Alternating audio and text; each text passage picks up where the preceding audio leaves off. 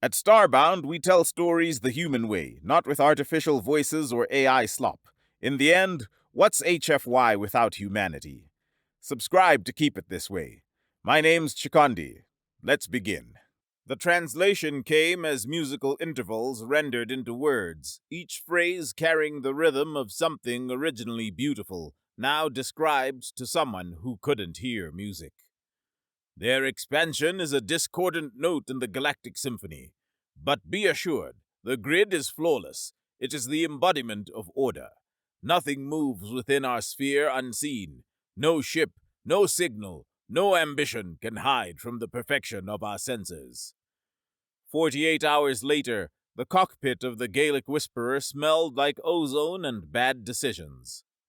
Rory Callahan had been awake for 22 hours, and the coffee he'd brewed at hour 14 had long since gone cold in the mug in its magnetic clamp beside the primary console. He hadn't drunk it. He'd forgotten it existed. The diagnostics screen showed 412 separate system checks, and he was on number 389, which had a variance of 0.003% in the Echo Drive's secondary calibration array that wasn't technically outside tolerance, but that he intended to understand before he was satisfied. He understood it 11 minutes later. Thermal expansion in the mounting bracket. Negligible. Irrelevant. Documented.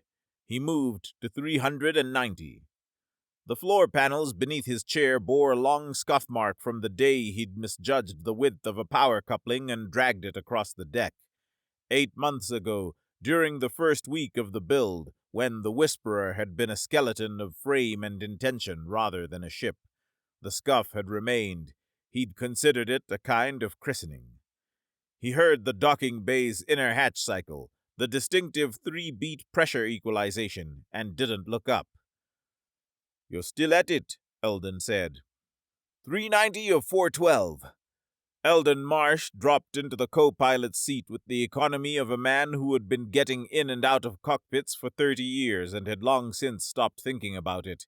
He was older than Rory by 2 decades, built like someone who had once been very strong and had simply stayed that way out of habit. He picked up the cold coffee, considered it, set it back down. "The drive works," Eldon said. "I know it works. I want to know it works the way I think it works. That's a different thing." "It is."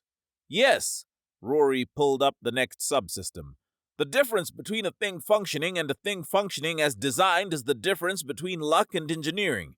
Out there," he gestured vaguely toward the asteroid's rock wall and everything beyond it, "I don't want luck." Eldon was quiet. The reactor's low hum moved through the deck plating, steady as a pulse. The Whisperer was alive in the way good ships were alive, not with personality exactly, but with presence. "The Gilded don't make mistakes," Eldon said. "The grid hasn't failed in 60 years of documented operation." "And you think the Echo Drive beats it?" "I know the Echo Drive beats it." Flat certainty, the tone of a man stating a physical law. "The grid works by detecting anomalies, a ship's drive signature, hull thermal output, the electromagnetic shadow a vessel casts moving through space. Extraordinarily sensitive, but it's looking for the wrong thing." He finally looked up. "It's looking for what's there. The Echo Drive gives it something to find that isn't us." Eldon studied the quiet geography of the console between them. "And if you're wrong?" "Then we find out very quickly." Eldon's mouth moved in something that wasn't quite a smile. "I've been inside Gilded space twice. Before the grid, both times, which means what I know is archaeology. They've changed. Everyone who's gone in since the grid went active." He didn't finish. He didn't need to. "I know." "The cartography logs from the Ethel Archive," Eldon said. "The full extent of Gilded expansion, the unannounced colony systems, the resource networks. You understand what the intelligence means. You understand why Rozovensky doesn't have a contingency that involves us coming back empty-handed." Rory cleared System 391 and moved to the next. "I understand," he said, and this time it carried a different weight. The briefing room was a 6 by 4 meter box of gray composite paneling. lit with institutional thoroughness that left no shadow anywhere. Rory and Eldon stood before the holographic projector as Admiral Zed Rozovensky's image resolved from static into something stern and specific, a man who had been carrying something very heavy for a very long time and had restructured his posture around it. "Before we proceed," Rozovensky said without preamble, "I want you to hear something." He keyed a secondary feed. A face appeared that was not Rozovensky's. Golden-skinned, smooth, serene, with a completeness that Rory's instincts registered as threatening rather than peaceful. The eyes were slightly too still. The intercepted gilded transmission was low resolution, but the condescension in it survived the compression intact. The translation came as musical intervals rendered into words, each phrase carrying the rhythm of something originally beautiful, now described to someone who couldn't hear music. Their expansion is a discordant note in the galactic symphony, but be assured, the grid is flawless. It is the embodiment of order. Nothing moves within our sphere unseen. No ship, no signal, no ambition can hide from the perfection of our senses. The feed cut. Rozovensky's face returned. "That's what we're up against. Arrogance built on a foundation of technological dominance. Their main grid is well documented. What worries me is what we don't know. Rumors of purity projects on their core worlds. New sensor architectures designed to detect signatures that aren't harmonious. Their word, not ours. We don't know what it means yet." He outlined the objective without wasted words. The Ethel Archive, orbital above the Gilded Capital at Cygnus X-1. The master stellar cartography logs, kept in the original because the Gilded trusted their grid and had never seriously entertained the possibility of theft. "Questions," Rozovensky said. "The Purity projects," Eldon said. "Any indication of what they're scanning for specifically?" "Dissonance. That's the only term in the intelligence. No technical definition." Rozovensky looked at Rory. "What we do know is that the Purity projects appear to be a secondary automated system, not part of the main grid. The grid logs and ignores minor recurring anomalies. This system watches the ignored data. When a logged anomaly recurs past a threshold number of times, it activates and investigates why something persistent enough to repeat itself was considered too harmless to examine." He paused. "That's a question for your echo drive." Rory said nothing for a moment. He pulled up a definition on his console without thinking about it, the reflex of an engineer encountering an unfamiliar term. Dissonance, lack of harmony, a tension or clash resulting from the combination of disharmonious elements. He read it twice. "Understood," he said, and filed it. Rozovensky held his gaze a moment longer than the transmission lag required. "Don't fail," he said, and cut the feed. The gray room was very quiet. "Encouraging," Eldon said. The bay doors of Asteroid Station Curate opened like something drawing a slow breath, and the starfield beyond was absolute and indifferent, and astonishing in the way it always was, the way Rory had never quite gotten used to, despite years of looking at it. Eldon took the manual controls. His hands moved across the board with a quietness Rory had noticed before and respected. Not the showy precision of someone performing competence, but the invisible efficiency of a man whose body had simply absorbed its work. The Whisperer lifted from her cradle with a low vibration that faded as the landing struts retracted. And then she was moving, slow and certain, toward the open doors. Rory brought the primary systems up in sequence. Power distribution settled into cruise configuration. The Echo Drive's standby indicators glowed steady amber. He checked them against his memory of diagnostic item 389 and found them exactly as they should be. The station noise dropped away as they cleared the bay, the industrial percussion of a base that never stopped working, the comms chatter, the distant clang of hull maintenance. And then the doors closed behind them, and there was nothing. Space had a quality of silence that no recording had ever captured accurately. It wasn't simply quiet. It was the absence of the medium through which sound traveled, and the difference was felt somewhere deeper than the ears. Rory had tried to explain this once and given up. Eldon, he suspected, had known it long before him. The gilded border manifested on sensors as a change in the data, a region where the background noise of space became structured, patterned, the grid sweeps laying their invisible geometry across the void with the regularity of something that had never been interrupted and did not expect to be. "First sweep in 40 seconds, Rory said. Eldon held their approach vector, steady and unhurried. "Ready when you are." Rory activated the echo drive. The system came alive with a precision that satisfied him every time, not because he doubted it, but because satisfaction was the appropriate response to a thing working exactly as designed.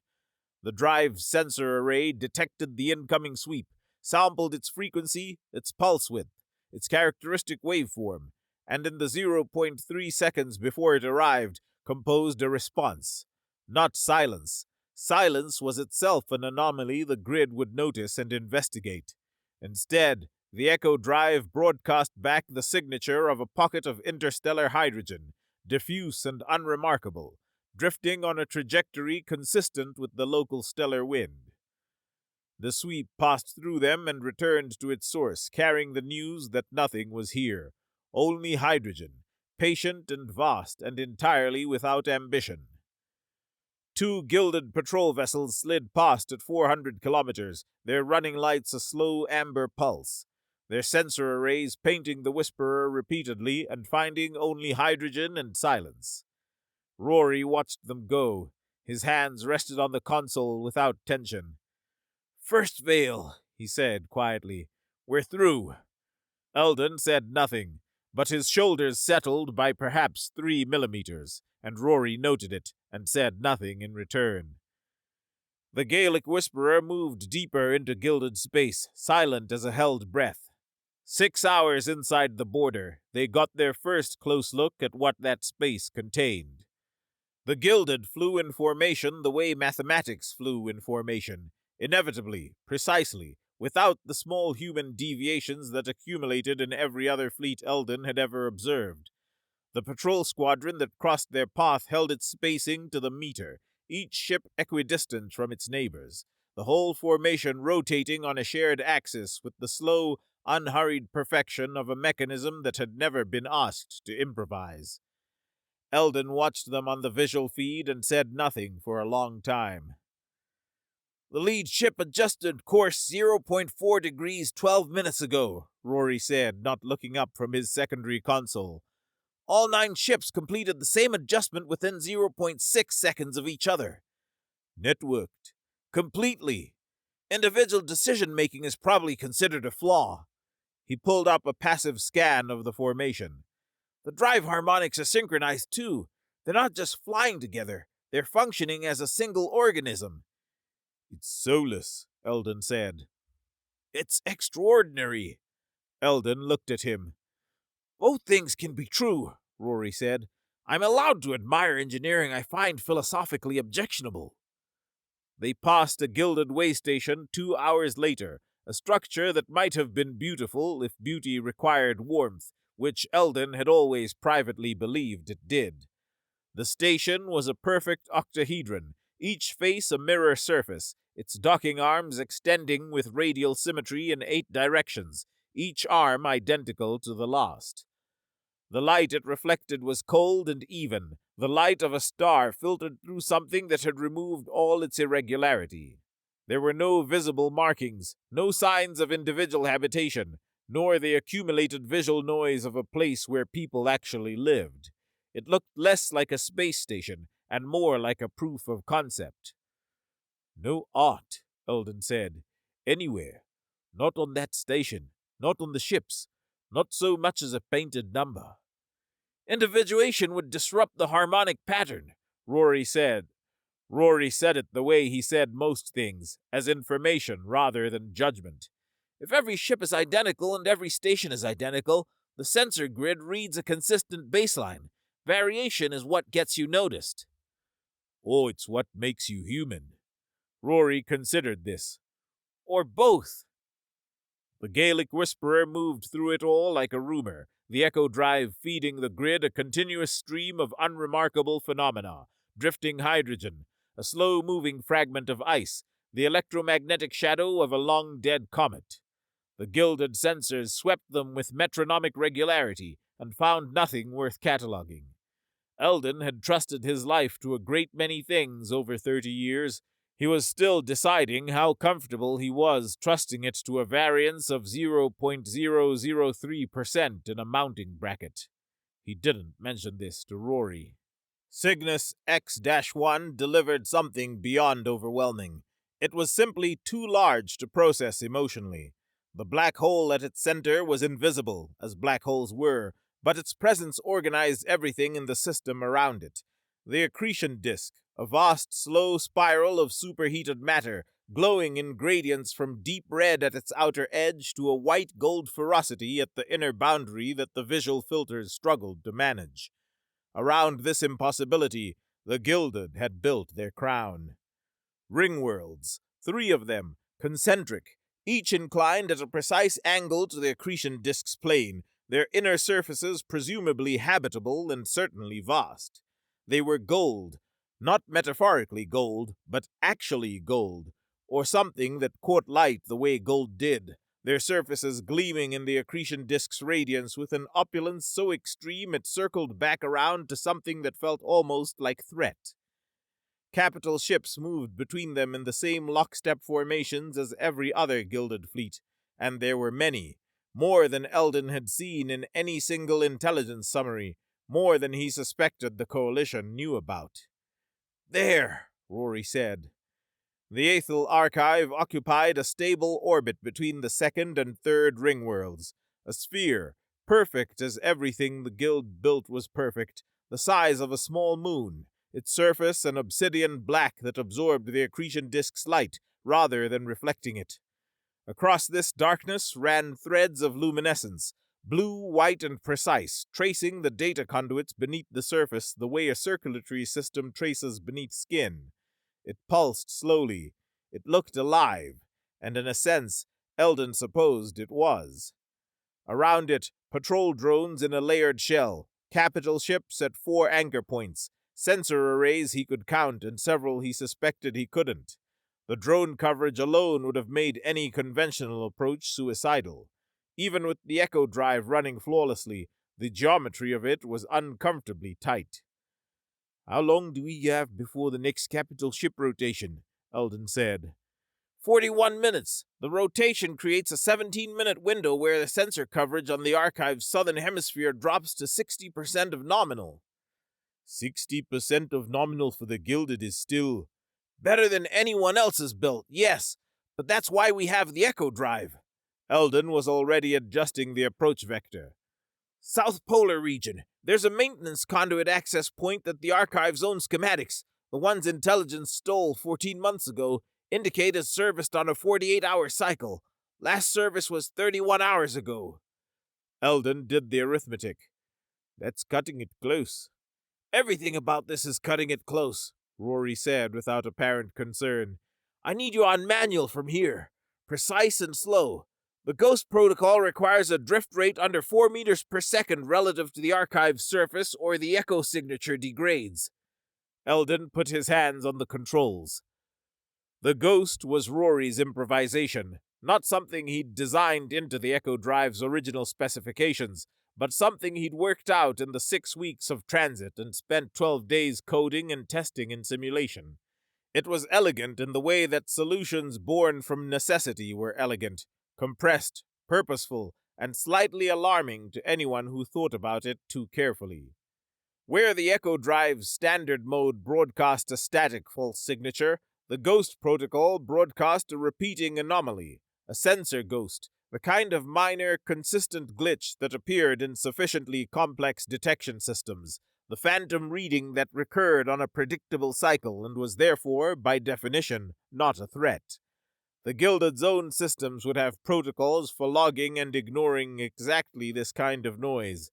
Their perfection, in this specific instance, was their vulnerability.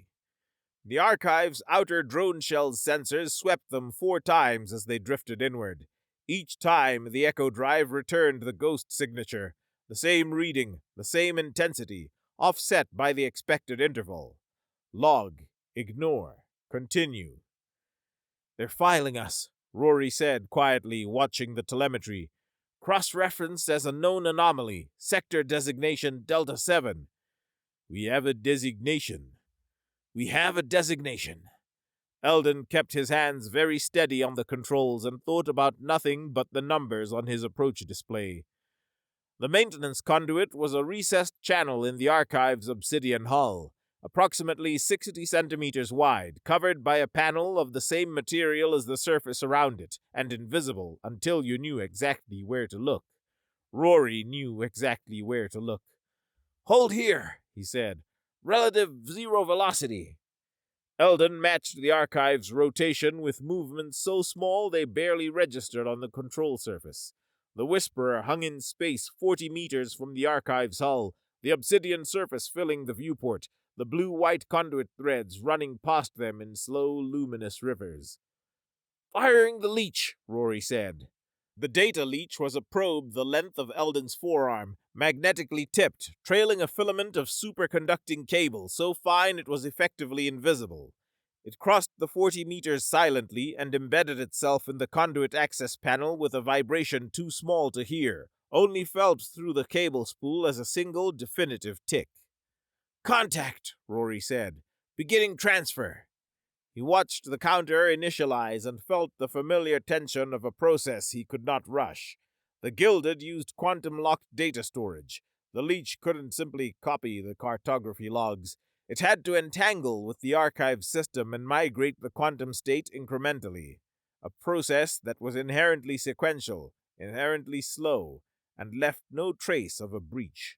It was the reason they'd chosen the leech over every faster option. It was also the reason the counter moved the way it did. It moved slowly. Eldon watched the drone shell and did not allow himself to watch the counter. The maintenance drone came from the Archive's eastern quadrant, not on the scheduled patrol route, which was the first thing that concerned him, and it was moving with a directness that suggested purpose rather than routine sweep. It was smaller than he'd expected, roughly the size of an atmospheric shuttle, its optical array a bank of sensors across its forward face, each one rotating through its sweep pattern with the same mechanical precision as everything else in Gilded space.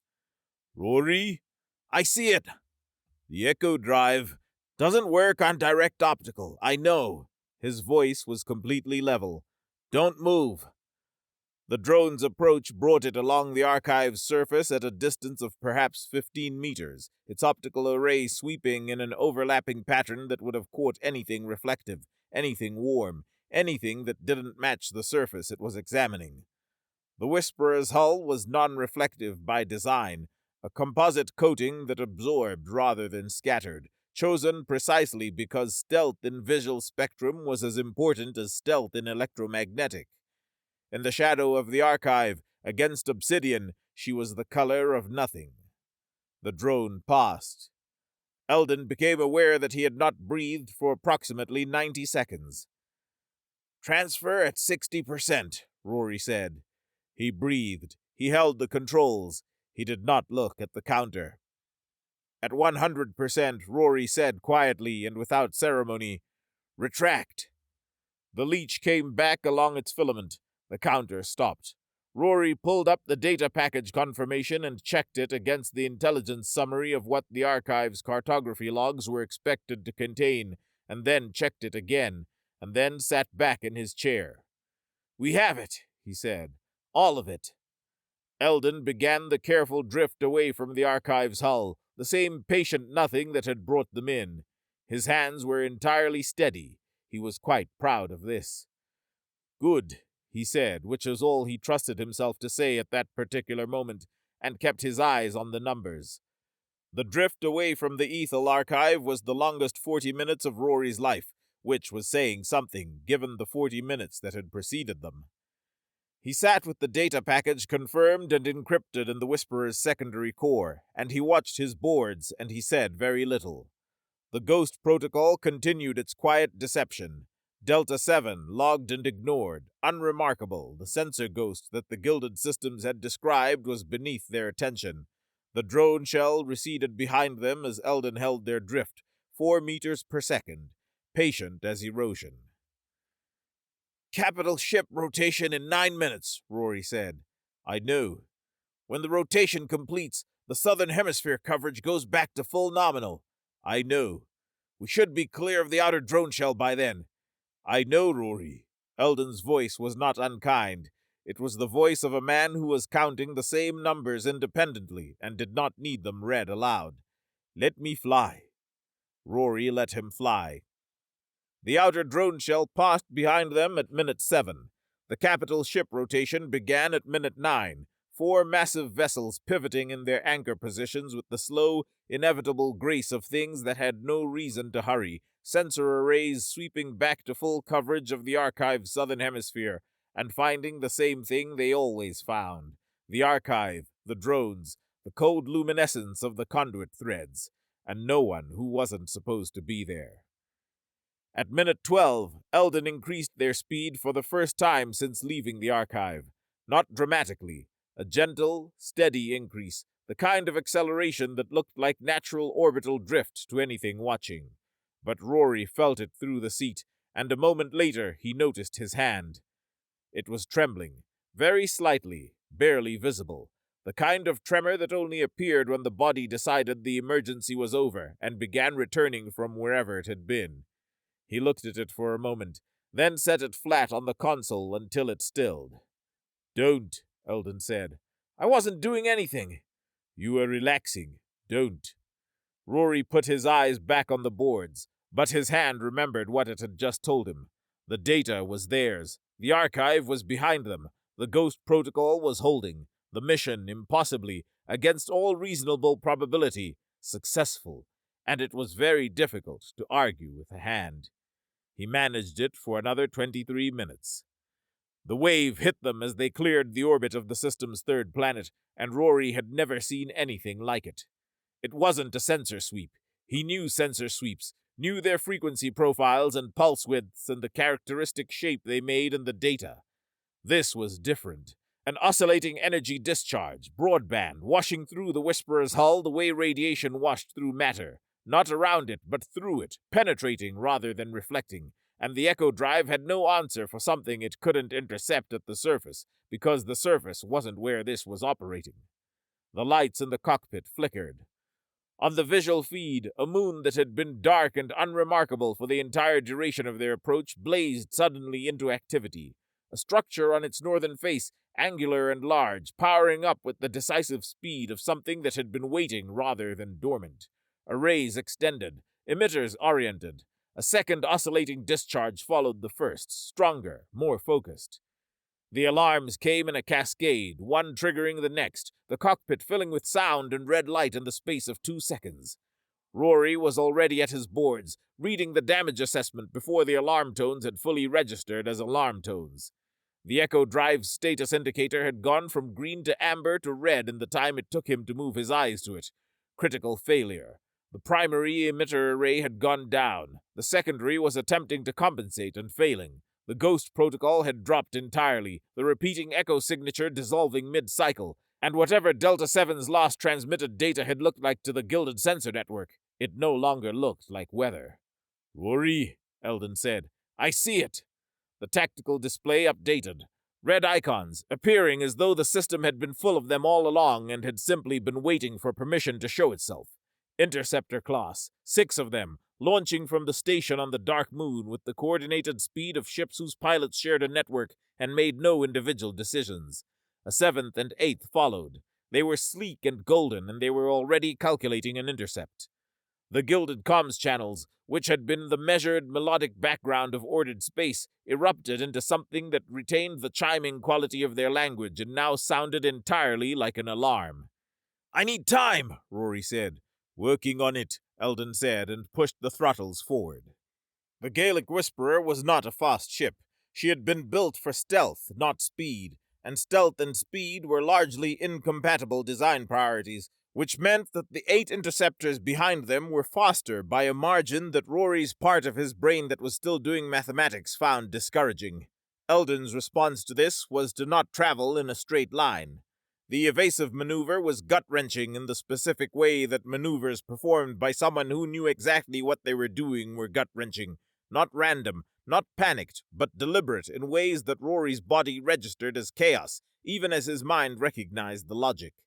Eldon was reading the interceptor's formation, anticipating their vector corrections, threading the Whisperer through the gaps before the gaps closed. Weapons fire came in bursts of directed energy, coherent and precise, and each burst hit empty space where the Whisperer had been a fraction of a second before. "Primary emitter's gone, secondary's failing with it," Rory said, his hands moving through the bypass sequence. "I'm trying to reroute through the tertiary array, but the oscillating discharge did something to the frequency calibration that I don't—" He stopped, recalibrated, started again. "The discharge was specifically targeted at the Echo Drive's operating frequency. They knew what they were looking for." "The Purity projects," Eldon said, banking hard to port. "Dissonance detection." "They built something that detects active deception rather than physical presence." Rory pulled the tertiary array's diagnostic, read it in 4 seconds, and felt the particular cold clarity of a problem that was worse than he'd initially assessed. "The tertiary array is intact, but it's running on the same frequency architecture as the primary. If I bring it up without recalibrating, the detection array will burn it out in seconds." "How long to recalibrate?" 11 minutes. Eldon said something that Rory chose not to register. 2 weapons bursts crossed close enough that the hull sensors registered heat. The interceptor formation was tightening, the gap between the Whisperer and her pursuers closing with the steady mathematical certainty of a problem that didn't care how clever you were. Rory worked. The recalibration was not 11 minutes of simple steps. It was 11 minutes of interdependent adjustments, each one affecting the next, a sequence that required his complete attention, and he was attempting to perform while being shot at, which was not a variable he had included in his design specifications. "Hold on," Eldon said in a tone that had stopped meaning hold on and started meaning I am about to do something you will not enjoy. Rory held on. The construction debris field was the remnant of a Gilded Ringworld expansion project, prefabricated structural sections in various stages of assembly, some completed and drifting on station-keeping thrusters, some half-built frameworks of golden alloy, and one section, a massive flat plate of structural composite the size of a landing field, tumbling slowly on a decaying orbit that brought it periodically close to the system's 3rd planet. Eldon took them straight at it. What followed was not something Rory's design specifications had included. Eldon fired the Whisperer's magnetic grapple, a docking tool rated for cargo handling, not combat maneuvering, and caught the plate's leading edge at the precise moment its tumble brought it perpendicular to their vector. The angular momentum transferred instantly. Violent. The ship pivoted around the contact point like a stone on a string, the grapple taking a lateral stress load that Rory would later read in the hull logs and decide not to share with anyone. And then the cable released, and they were moving in a direction that bore no relationship to the direction they had been moving 3 seconds before. Eldon had read the tumble cycle with his eyes rather than his instruments. He had timed the grapple with his hands rather than a computer. He had been right. The interceptors peeled off, not because they were outmatched. Their ships were faster, and they knew it. Because the maneuver made no mathematical sense, and beings who flew by consensus and network and shared calculation could not immediately model what they had just seen. The Gilded comms chatter cut out entirely for 1.8 seconds. Rory had never heard them go silent before. Then the channel erupted. 4 seconds before the interceptors recovered. Eldon used them. Rory's hands, to his considerable relief, were not shaking. He completed the recalibration in 3 minutes and 40 seconds. "Bring it up," Eldon said.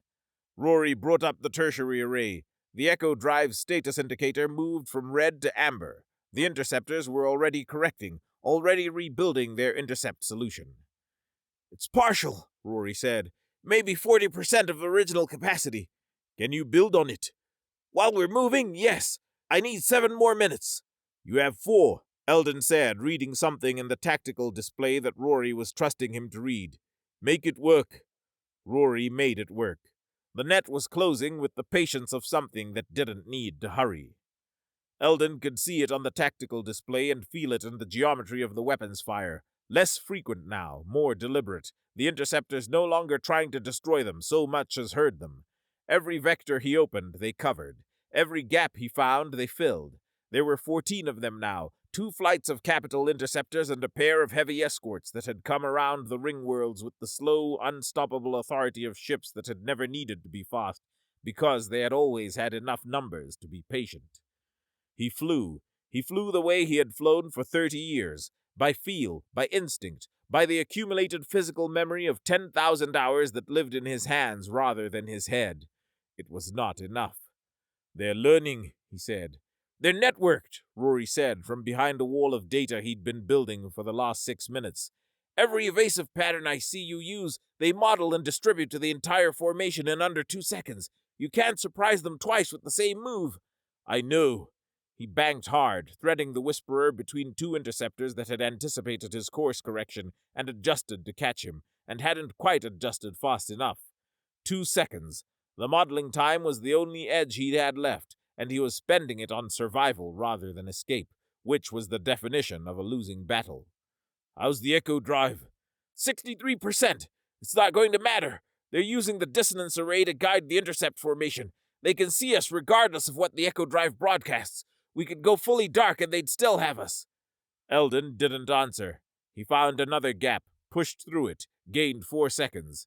Outside the viewport, the Gilded Interceptors moved to close the new hole with the seamless coordination of water filling a depression.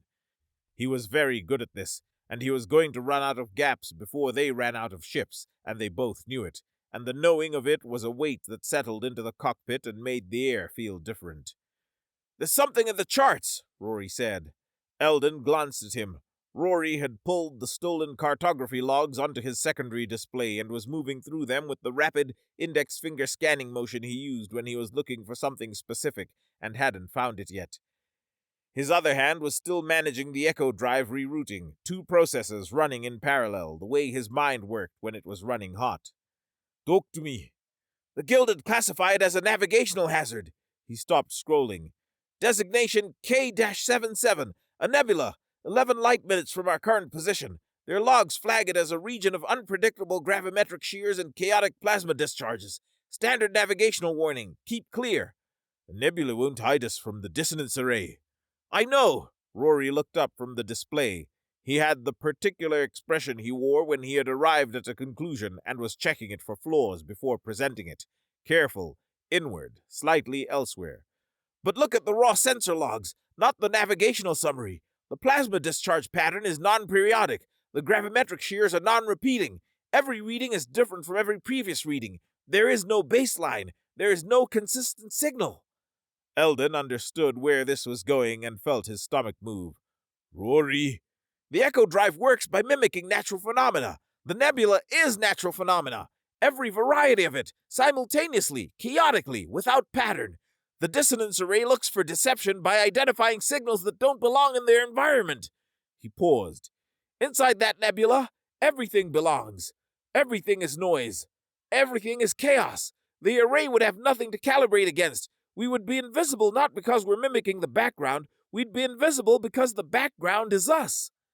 Eldon looked at the tactical display. The net was tighter.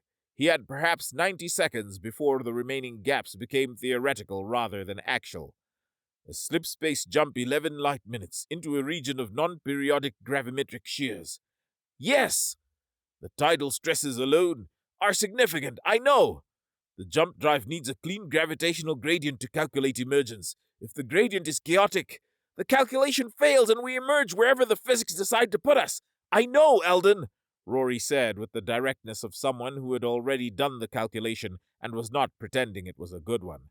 I also know that the Gilded won't follow. It's not a risk calculation for them. They don't take risks they can't model. A region of non-periodic gravimetric interference is not a calculated danger to the Gilded. It's just noise. Their logic forbids it, not their courage. Their logic. The way they think makes it literally impossible for them to see that space as navigable. Weapons fire. Close. The hull sensors registered heat, and Eldon pulled them sideways with a violence that strained the inertial dampeners, and the gap that remained was now theoretical. "We have to run toward the chaos," Rory said. "It's the only direction they can't follow." Eldon looked at the nebula coordinates on the display. 11 light minutes. K-77. Unpredictable gravimetric shears. Chaotic plasma discharges. A jump that every piece of rational piloting experience he possessed told him was the kind of thing that turned ships into debris fields. He had spent 30 years surviving by knowing which risks were worth taking. He thought about the 14 interceptors. He thought about the net. "Plot the jump," he said. The Gaelic Whisperer went into slip space at an angle that Eldon would later describe, with considerable understatement, as suboptimal. The jump drive's calculation was the cleanest Rory could produce, given the gravitational interference already bleeding into their position from K-77's outer edge, which meant it was not very clean at all, and both of them knew it, and neither of them said so. The transit lasted 4 seconds. It felt considerably longer. The forces involved were not the smooth, pressureless displacement of a textbook jump. They were lateral, oscillating, wrong in the specific way that wrong felt different from merely uncomfortable. Something in the port hull made a sound that Rory catalogued as structural and decided not to investigate until they were through. The lights went out entirely for 1.3 seconds, which the ship's log would later confirm and which felt, in the moment, like considerably more. Then they were through, and the viewport filled with K-77. Rory had processed the nebula as data, sensor readings, spectral analysis, gravimetric profiles, and data had not prepared him for the experience of being inside it. The gas clouds were not the diffuse, monochromatic haze of popular imagination. They were vast ribbons of incandescent color, pink and deep blue, and a gold that bore no resemblance to the cold, gilded aesthetic. This was warm, alive, the gold of something burning rather than something polished. The ribbons twisted around each other with a slow, enormous grace, lit from within by plasma discharges that arced between them in curves kilometers long, silent and brilliant, like lightning that had forgotten it was supposed to be brief. A plasma arc crossed the viewport at a distance that the sensors measured as 300 kilometers, and that Rory's eyes insisted was much closer. The light it threw across the cockpit was pink and shifting, and it was the most beautiful thing he had seen in his life, and they were sitting in the middle of it in a damaged ship with a compromised jump drive, and he held both of these things simultaneously and found, to his mild surprise, that the beauty was not diminished by the danger. "They didn't follow," Eldon said. Rory checked the tactical display. The Gilded Interceptors had stopped at K-77's outer boundary, 14 ships, holding formation, their sensors painting the nebula's outer edge and returning noise. They held there for 4 minutes. Then, with the decisive coordination of a network reaching a consensus, they turned and went back to the ring worlds. "You think they're gone for good?" Eldon said. "For now." Rory watched the lost icon fade from the display. "Their operational doctrine requires them to report the anomaly and await instruction before taking independent action. They won't improvise a blockade without consensus from their command structure. That's not cowardice. It's how they're built. It gives us a window." "How long a window?" "Long enough." The cockpit was very quiet. "Port hull stress fracture," Rory said, reading the damage report. "Secondary, not critical. The jump drive took a lateral load it wasn't ready for. I'll need to run a full diagnostic before we use it again." "Echo drive?" 63% and holding. It'll be enough to get us home." He looked at the nebula through the viewport. Another plasma arc, further away, painting the gas clouds in slow-moving blue.